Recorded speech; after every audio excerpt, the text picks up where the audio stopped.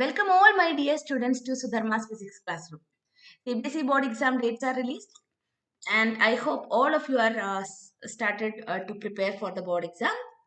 And it's very important to solve the CBSE previous board papers when we start preparing for our board exam.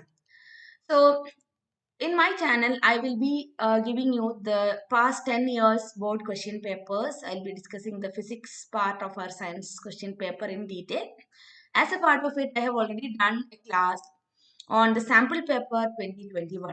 So I will be giving you that link in the description box. If you have not watched it, please go and watch that so that you get to know what is the pattern of questions we can expect in our board exam this year. In today's class, I'm going to discuss about the CBSE board paper 2020. From science paper, I'm going to discuss the physics part of it. And I have taken the question paper set 1.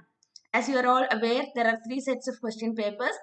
So today we are going to discuss set 1 of 2020 question paper. So directly going into the questions. Question number 2 is coming as physics. As you know, science question paper, it's a mix of physics, chemistry and biology. So I have put the same question number as in the question paper so that it will be easy for you to understand. So the question is, the change in the magnetic field lines in a coil is the cause of induced electric current in it. Name the underlying phenomenon. The change in magnetic field lines in a coil is the cause of induced electric current in it. Name the underlying phenomenon. It's 1 mark question, very easy question. I'm sure all of you know the answer. It is nothing but electromagnetic induction. So what is the answer? Electromagnetic induction. If you write this answer, you're going to get 1 mark. Very easy question. Then after that, question number 9 is our next physics question. So it's an MCQ. You have choice either this or this. So when this types of question comes, even in 2021 sample paper, we can see this kind of or questions. So it's very important to choose which one is suitable for you to answer. So for that, I suggest you to read both the questions. Do not jump into the answers. Just read both the questions, then decide. The laws of reflection hold true for plane mirrors only, concave mirrors only, convex mirrors only, all reflecting surfaces. You get 1 mark if you answer this. So we know that the laws of reflection hold true for all the reflecting surfaces. It is true always. In all the surfaces, reflection takes place according to the laws of reflection. So if you're not, if you suppose you don't know the answer, you can go with the second one. When an object is kept within the focus of a concave mirror, an enlarged image is formed behind the mirror. The images. This is little bit tricky one. So compared to this, the first one is easy, right? When an object is kept within the focus of a concave mirror, that means between the concave mirror and the focus, an enlarged image is formed behind the mirror. So how do you answer this? We know that when the object is between the pole and the focus of the mirror, the images behind the mirror, it is magnified and it is virtual. All the virtual images are erect. So we can go with option D. It is virtual and erect. So you get 1 mark there. Again, you're getting another OR question. So it's very, very good actually because you have a choice. At the time of a short circuit, the electric current in the circuit vary continuously, does not change, reduces substantially, increases heavily. So for 2021, they have eliminated this from the syllabus. But still, we are supposed to know. See, this is very basic thing, right? During the time of short circuit, the current in the circuit increases heavily. Next question. Two bulbs of 100 watt and 40 watt are connected in series. The current through the 100 watt bulb is 1 ampere. The current through the 40 watt bulb will be. So you will be thinking it is only 1 mark. We have to do the calculation. Nothing required here. There are two bulbs. There are two bulbs connected in series to a circuit. Okay, so what happens in a series connection? The current is going to be the same. So if this is 100 watt bulb and this is 40 watt bulb, and they have given the current through the 100 watt bulb is 1 ampere. So there is no doubt the current through the 40-watt bulb is also going to be 1 ampere. Why we need not calculate it? Because it is a series connection. The series connection current is going to be the same through all the circuit elements. Moving on to the next question. It is 3-mark question. Differentiate between a glass slab and a glass prism. What happens when a narrow beam of monochromatic light and white light passes through a glass slab and glass prism? Differentiate between a glass slab and glass prism. 3-mark. What happens when a narrow beam of monochromatic light and white light pass through glass slab and glass prism? Monochromatic light means a light having a single wavelength. So in each case, say a monochromatic light passing through glass slab and glass prism, and white light passing through glass slab and glass prism. All these four we are expected to explain. And how do you differentiate between glass slab and glass prism? See, glass slab has a uniform cross section. Throughout the material, the thickness is the same, and it has parallel refracting surfaces. But when you consider a prism, the refracting surfaces are inclined at an angle. It has a triangular cross section. From the base till the angle of the prism, the cross section varies, right? The thickness varies. Triangular cross section remains the same, but the thickness of the prism, right, that varies from the base till the angle of the prism.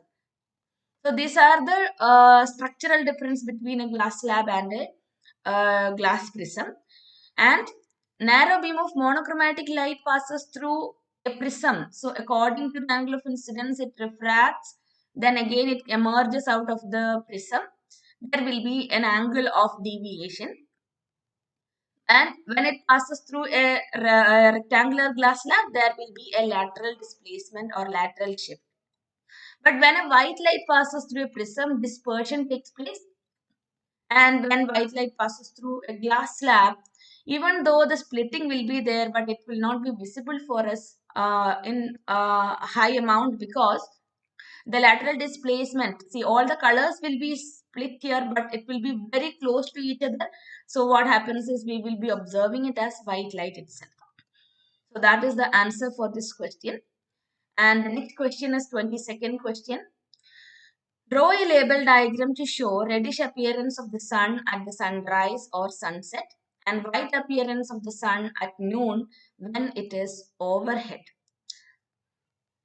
So you will be wondering which diagram we have to draw. This is the diagram from our textbook. So sun is nearly overhead during noon. So the less scattering, right? So because it is very nearby. So we will be seeing the white colored sun. But during sunrise and sunset, the sun is at the horizon. So you have to write all these things. Even when after drawing it, you are expected to mark all the things, because it is 3-mark question. Because they're not asking any diagram. They're just, I mean, they're not asking any explanation. They're just asking the diagram. Draw a label diagram to show reddish appearance of the sun. So you can draw 2 separate diagrams here, so that because it's a 3-mark question, I've shown a single diagram. So you can mark it in the diagram itself. Blue scattered away and sun appears red. And sun nearly overhead during the noon time. You can write here, then it's a noon time. So it's directly overhead. So we will be seeing that white colored sun. Next question, 23rd question. A VI graph is for nichrome wire is shown. It is given below. What do you infer from this graph? Draw a label circuit diagram to obtain such graph. A VI graph for a nichrome wire is given below. So you can see potential difference across a y-axis and current along x-axis. And you can see that it is a straight line graph. So what do you infer from this graph? So we can say that the nichrome wire is obeying Ohm's law, because we can see that it is straight line graph. There is a linear relation between voltage and current. We can say that voltage is proportional to current. Now we have to draw a label circuit diagram to obtain such graph. Which circuit will give you this kind of a graph? Definitely it is Ohm's law graph, which is going to give you this graph, right? Ohm's law circuit, which is going to give you this kind of a graph. So you have to draw the Ohm's law circuit diagram. I have kept the textbook diagram here. Same diagram you can draw. And even since it is a 3-mark question, we can even explain this slope of the graph will give you slope is equal to the resistance of the nichrome wire. So that is what you can write here. So hope you understood it. Next question. Write a mathematical expression for Joule's law of heating. Very easy question. Mathematical expression for Joule's law of heating is H equals I square R T, 1 mark. Compute the heat generated while transferring 96,000 coulomb of charge in 2 hours through a potential difference of 40 volt. Compute the heat generated. What is given? First of all, let's write down the data given. 96,000 coulomb of charge in 2 hours. Time t is equal to 2 hours. That is equal to 2 into 3,600 seconds. We are expected to write the time in seconds. And potential difference is 40 volt. Now, we have to find the heat generated. So, we know that energy is equal to power into time. So, this power, we have 3 equations. So, P is equal to VI, P is equal to I square R, and P is equal to V square by R. So, there is no resistance given in the question, but we can find out the current, right? So, Q is given, the charge is given. So, I is equal to Q by T. So, we can find out current. So, I'm going to write the equation for heat energy as V into I into T. So, V into I is Q by T into T. So, what happens now? T and T cancel. So, we'll get the equation V into Q. V is 40 volt and Q is 96,000. So, after multiplying, you will get the answer as 384 into 10 power 4 joules. This is the answer for this question. Now, 29th question.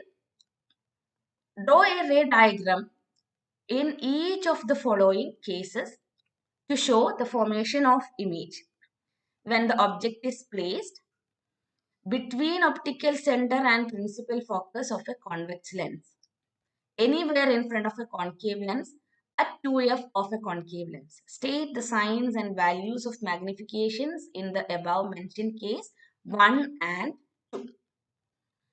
Okay, so this is a really easy question. Draw a ray diagram in each of the following cases to show the formation of image when the object is placed between the optical center and principal focus of a convex lens. So it's a convex lens question. When the object is between optical center and focus, image will be behind the object and it is going to be virtual magnified, right? So for magnification, we have to write the state the signs and values of magnification in the above mentioned case. So this is a magnified image, right? So magnification is greater than 1. We don't have any other value given here, so we can write magnification is greater than 1. And magnification is going to be positive because it is a virtual image. And here, what about the second case? Anywhere in front of a concave lens. Concave lens, anywhere in front of a concave lens. We know that the image will be formed in front of the object. And again, that is also a virtual image, but diminished image.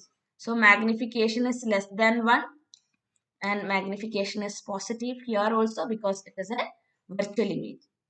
At 2f, when the object is at 2f, image is at 2f but on the other side. So object at 2f1, image at 2f2. Again, remember this is a convex lens. So you have to read the question carefully. So don't draw a diagram for a mirror.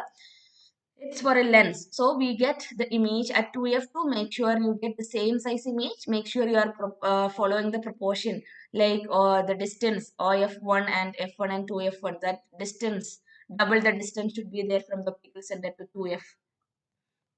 Make sure you are measuring it properly and showing all the arrows, because in the marking scheme, if the arrows are not there, you're not going to get any mark. So be very careful when you mark it. Okay, now this is a 5-mark question. This is really easy. Suppose you don't know this answer, you have an option here. Okay, there is a numerical. If you are good in numerical, okay, you can go ahead with that. An object 4 centimeter in size is placed 25 centimeter in front of a concave mirror of focal length 15 centimeter. Concave mirror of focal length 15 centimeter. At what distance from the mirror should a screen be placed in order to obtain a sharp image? That means we are expected to calculate the image distance. So what data is given here? Object of height 4 centimeter. Height of the object is given 4 centimeter, which is positive.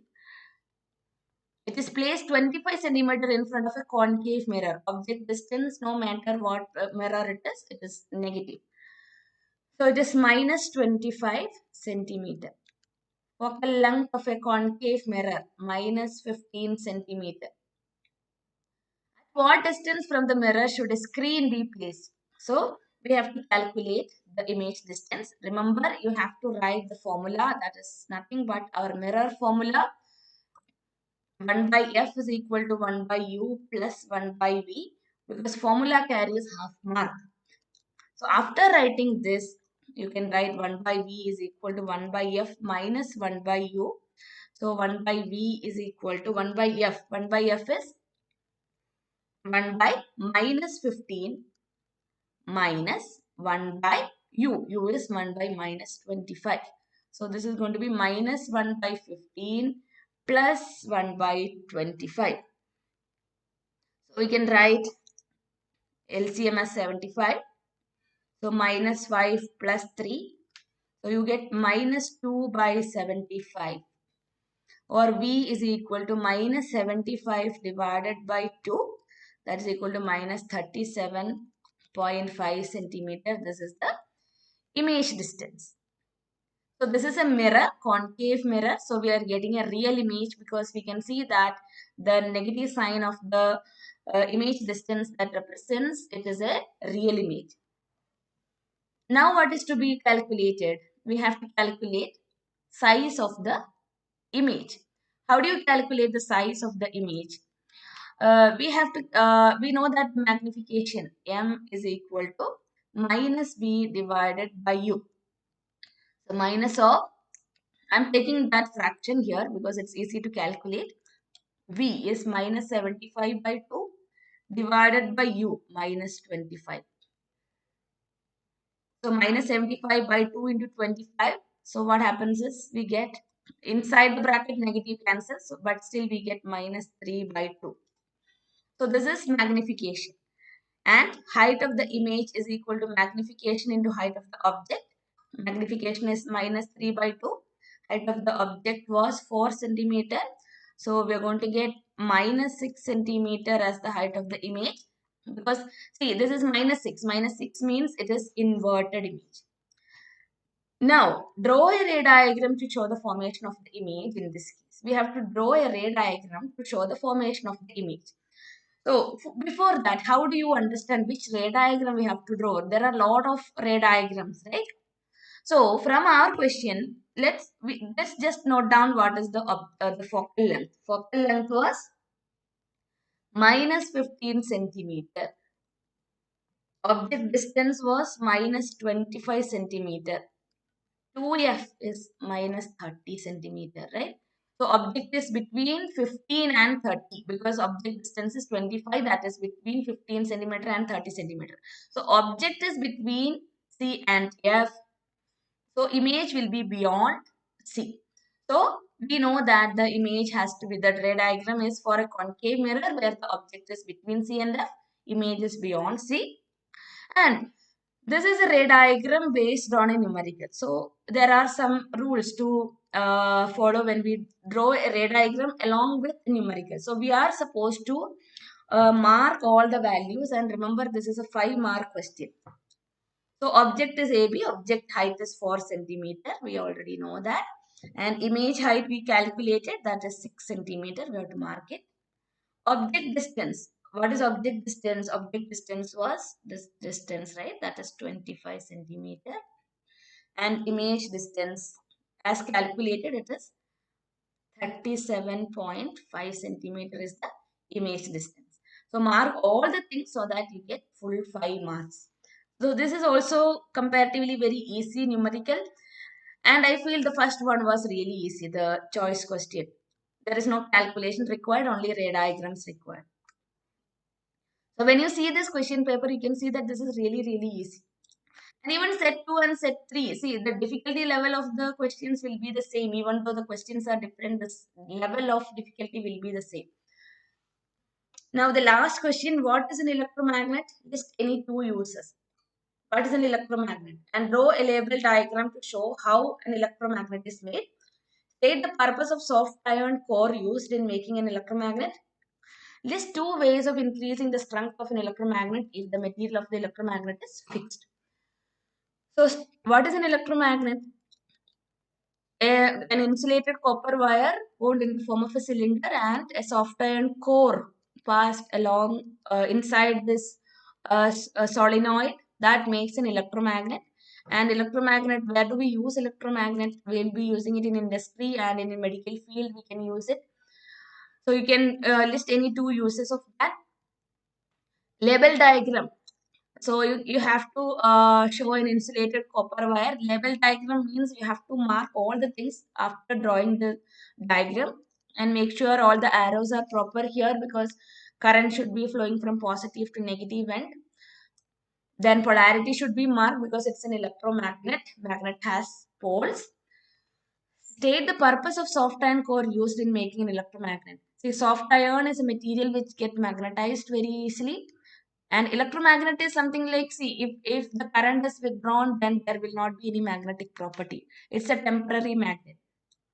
So there should be material which get magnetized and demagnetized very easily. That is the purpose of using soft iron core. Another thing is soft iron get magnetized, so the magnetic strength of the electromagnet can be increased if you are using soft iron as the core material. List two ways of increasing the strength of an electromagnet if the material of the electromagnet is fixed. So one method of increasing the strength of the electromagnet is putting the soft iron core material, so that the magnetic field strength will be increased. Another way to increase it, if the material of the electromagnet is fixed. This question you need to read carefully. Material of the electromagnet is fixed. That means we are using soft iron core. So what are the other methods to increase the strength of an electromagnet? So either you can increase the number of turns of the coil, or you can increase the amount of current flowing through the coil. These are the other two methods to increase the strength of the electromagnet. So only this many questions are there from physics, and now you realize how easy the question paper was. You can score full marks from this physics part. So hope this year question paper will be more and more easier than this. But still we cannot stop practicing. Read the textbook and complete the NCERT textbook exercise. I have made a separate video for how to prepare for board exam. I'll be giving you the link in the description box. And in the coming class, we will be discussing the 2019 question paper in detail. If you are watching this channel for the first time, please subscribe to the channel and click the bell icon for more updates. Till the board exam, I'll be there with you to solve and practice all the previous year question papers. We will try to solve at least 10-year question papers, so that we'll be more and more confident to approach the board exam. So keep watching and prepare well for your board exam. Thank you. Bye.